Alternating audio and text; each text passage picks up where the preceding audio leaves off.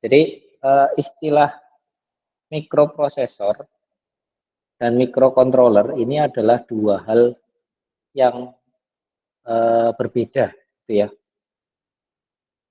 Tapi sebuah mikrocontroller itu masih bagian dari sebuah sistem mikroprosesor. Jadi sistem mikroprosesor yang paling kecil, gampangannya gitu ya, itu adalah mikrocontroller. Yang paling besar itu komputer, gitu ya. Jadi yang disebut sistem mikroprosesor berarti mikroprosesor plus dengan komponen pendukungnya. Komponen pendukungnya itu apa gitu kan? Komponen pendukungnya itu berarti ada istilah RAM, ada istilah ROM, ada istilah I/O. Ya, ini komponen pendukung yang membentuk sebuah sistem mikroprosesor di sini. Jadi mikroprosesor plus dengan komponen pendukung ini menghasilkan sebuah sistem. Yang sering kita jumpai yang ukurannya cukup besar itu adalah komputer. Ini kalau nggak salah pernah saya sampaikan di pertemuan-pertemuan awal, gitu ya. Dan mikroprosesor itu salah satu jenis dari sistem mikroprosesor, gitu ya.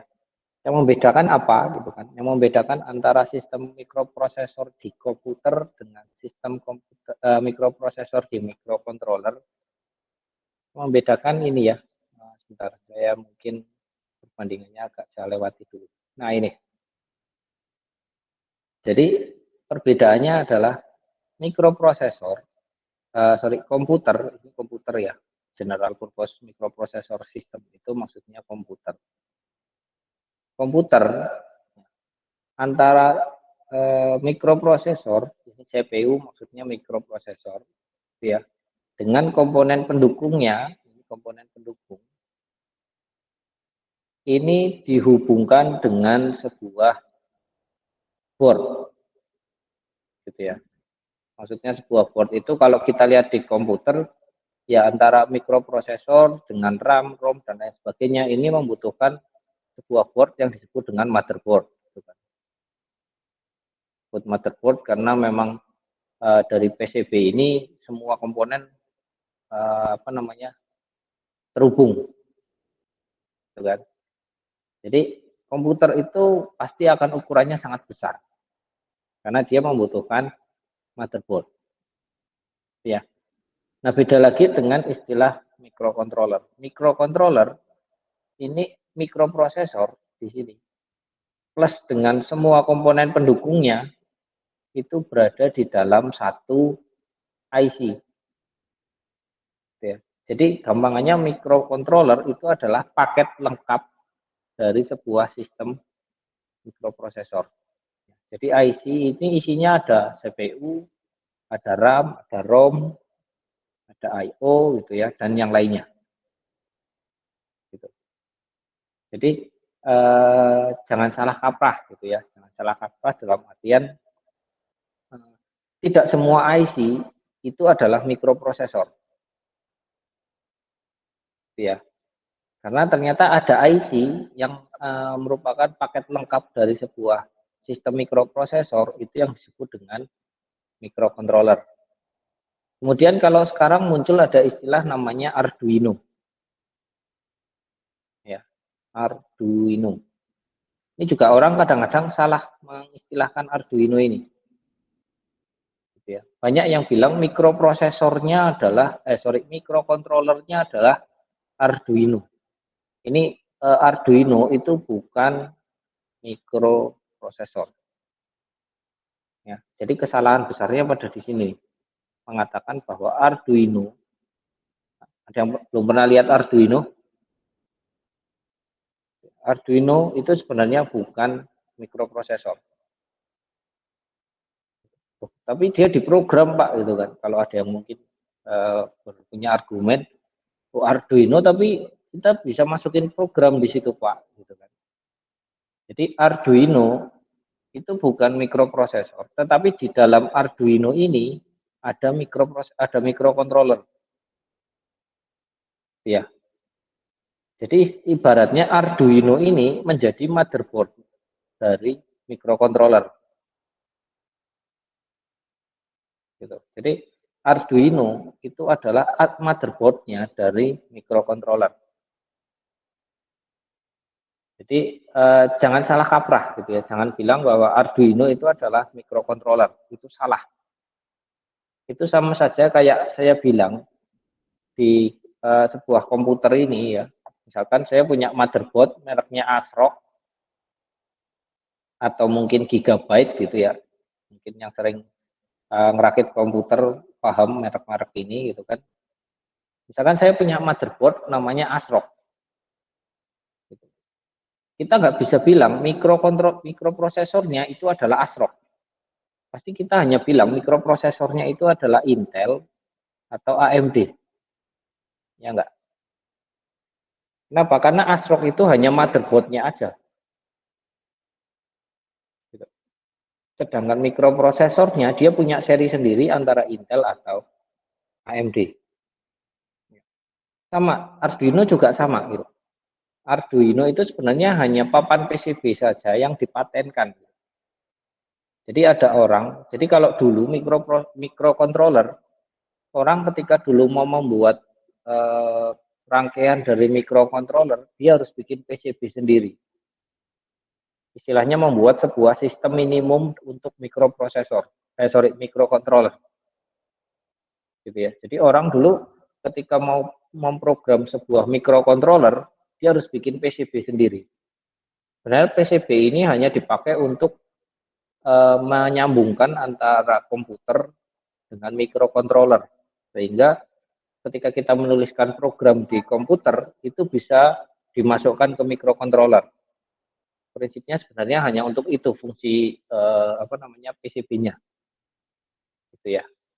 Nah kemudian ada seorang atau ada sebuah kelompok gitu ya yang punya pemikiran gitu. Kenapa kita nggak bikin PCB-nya aja? PCB-nya itu yang kemudian dikasih nama dengan Arduino, gitu ya. Dan kemudian si kelompok ini juga selain bikin PCB-nya, dia juga menyediakan software-nya yang open access gitu ya, open source, di mana semua orang boleh menduplikasi. Sehingga Arduino ini menjadi booming. Tapi sayangnya yang salah kadang-kadang adalah kita menganggap bahwa Arduino ini adalah microcontroller. Itu sudut pandang yang salah. Ya. Jadi Arduino itu hanya seri PCB-nya aja. Sama kayak motherboard di komputer. Motherboard di komputer itu punya merek sendiri, prosesornya juga punya merek sendiri. Gitu ya. Bahkan RAM dan ROM-nya punya merek sendiri juga. Tapi kalau di microcontroller, ya itu sudah satu paket dalam satu IC kan gitu. Jadi lebih ringkas aja, makanya motherboard-nya itu ringkas aja gitu. Dia hanya untuk memperpanjang I/O-nya ini supaya lebih mudah diprogram. Gitu ya. Nah, yang dipakai jenis microcontroller yang dipakai di Arduino ini apa? Biasanya jenis dari keluarga microcontroller namanya dari Atmel atau AVR. Mikroprosesor AVR. Ya mungkin kita akan berkenalan dengan sedikit terkait dengan mikroprosesor AVR untuk slide yang ada di sini. Ya. Mikroprosesor ini sudah ada sejak zaman saya S1. Berarti tahun 2007, 2008 ini sudah ada. Gitu ya. Sebelum ada AVR itu ada seri namanya MCS 51. Sampai sekarang kemungkinan masih ada yang jual tuh. MCS 51. Ini seri microcontroller. Sebelum AVR terkenal itu ada namanya seri MCS 51. Ya. Nah, AVR ini yang sampai sekarang masih banyak dipakai ya. Kenapa? Karena AVR ini merupakan microcontroller yang ada di dalam Arduino. Di MCS 51 ini dulu sempat tenar gitu ya. Sebelum ada AVR ini ada namanya MCS 51. Kalau ketika dulu saya S1 itu mahasiswa kakak tingkat itu pakainya MCS 51. gitu ya. Kemudian mulai banyak beralih ke AVR itu mulai dari angkatan saya kalau nggak salah. Karena waktu itu ada kita pernah mencoba ikut lomba robotnya, gitu ya, lomba robot yang diadakan Dikti. Kemudian kita lihat, kita kaji ternyata lebih handal AVR daripada MCS 51 dari sisi pemrograman. Kalau MCS 51 ini masih pakai bahasa assembly ini. Kakak angkatan saya dulu ketika menyelesaikan skripsi itu pakai bahasa assembly ini. Sedangkan AVR dulu itu sudah mendukung untuk bahasa pemrograman C atau C++ kalau nggak salah. Jadi akhirnya dipertimbangkan dari MCS 51, saya sempat berkenalan sebentar waktu itu dengan MCS 51 gitu ya. Kemudian beralih menggunakan AVR yang bahasa pemrogramannya lebih familiar. Kalau assembly ini agak sedikit pusing gitu ya. Kayak kalau nanti mungkin kita belajar di simulasi, itu nanti kita pakainya assembly ini. Gitu ya. Nah, kemudian ternyata AVR ini semakin berkembang dengan adanya Arduino. Ya, sehingga ini bisa, kenapa? Karena kemudahannya Arduino ini bisa diprogram di Arduino IDE. Gitu. Yang bahasa pemrogramannya sebenarnya agak sedikit ke C atau malah ke Java. Gitu. Ini yang membuat Arduino itu semakin tenar gitu ya. Semakin tenar dalam artian sampai sekarang masih menjadi favorit, khususnya bagi favorit mahasiswa. Gitu. Jadi kurang lebih prosesnya seperti ini, ceritanya seperti ini, gitu ya. Jadi kalau besok ditanya gitu ya, kalau kalian mungkin sudah mulai mengerjakan skripsi atau mungkin membuat sebuah sistem gitu ya, jangan bilang mikrokontrolernya apa Arduino, itu salah gitu ya. Sama kayak saya punya komputer itu prosesornya apa gigabyte, kan nggak pas. Prosesornya apa Intel kan gitu kita bilangnya. Berarti kalau di Arduino mikrokontrolernya apa AVR. Tinggal AVR yang ada di dalam Arduino itu apa? Biasanya ada namanya masing-masing. Misalkan kayak Arduino Uno. Arduino Uno yang sering dipakai Arduino Uno. Ini ATmega, ya, keluarga AVR itu nanti ada istilah ATmega gitu ya. 128 atau ATmega 8 gitu ya. Kemudian ada Arduino Mega. Arduino Mega itu 1280. Kemudian Arduino yang lain saya nggak begitu familiar ya, karena saya bukan Arduino geek gitu, atau bukan seorang pecinta Arduino. Itu jenis mikrokontroler AVR-nya beda lagi. Gitu. Jadi di dalam Arduino ini punya mikrokontroler yang berbeda-beda juga. Gitu ya. Ada yang belum pernah mainan Arduino sampai sekarang? Belum pernah lihat sama sekali yang namanya Arduino itu apa gitu?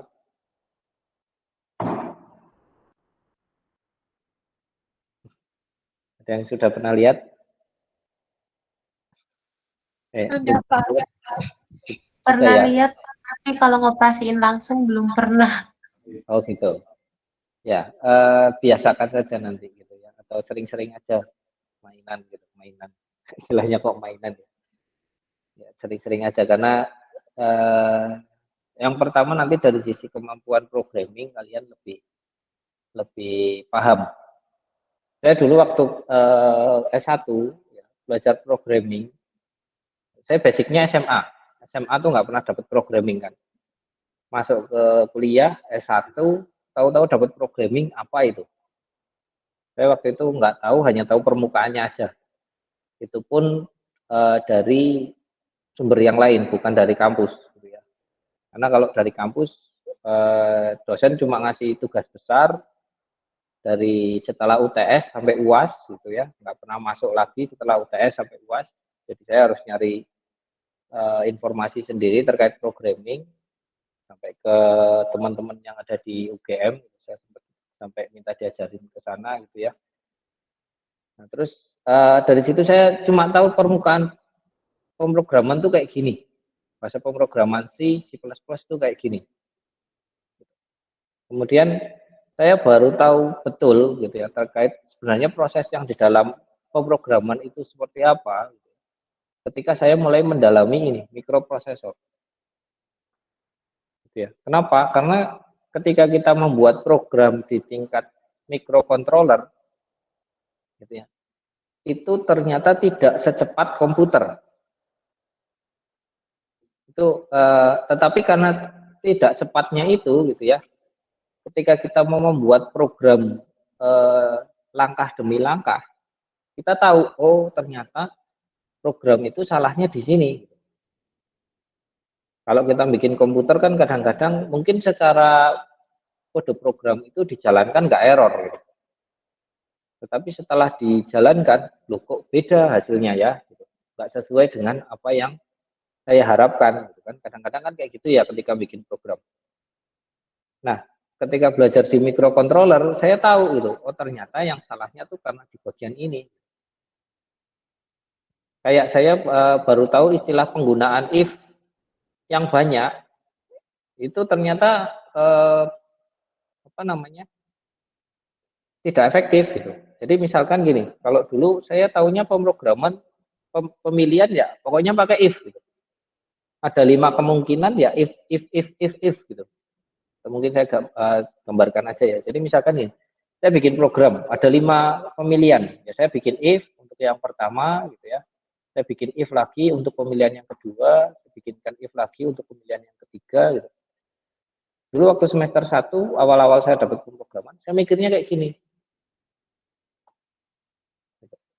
Saya anggapnya ini pasti sama gitu. Tapi ternyata gitu kan, ketika saya masuk ke pemrograman microcontroller, saya jadi tahu, oh ternyata kalau cuma if kayak gini, berarti kalau if ini lanjut ke bawah jalan lagi, ke bawah jalan lagi. Gitu. Beda kasusnya kalau misalkan saya pakai else di sini. Ini pakai else lagi gitu ya. Yang terjadi adalah ketika yang atas sudah terpenuhi, langsung loncat ke bawah. Ini nggak perlu dijalankan. Karena eksekusinya atau karena proses program itu bertahap, bisa saya pelankan dengan menggunakan delay, saya jadi tahu gitu. Oh ternyata program itu harusnya kayak gini, bukan kayak gitu. Yaitu terkait proses pembelajaran. Gitu. Itu butuh waktu cukup cukup lumayan sih gitu ya. Memang butuh jam terbang yang tinggi. Gitu. Jadi harapan saya sih kalian masih punya waktu ya, untuk belajar terkait microcontroller bahkan sekaligus untuk pemrogramannya gitu ya. Ya silakan itu dimanfaatkan gitu. Supaya nanti bisa kepakai kalau memang kalian sampai skripsi nanti mau mengambil terkait dengan microcontroller atau microprosesor ini. Ya, ya itu hanya pesan-pesan saya aja.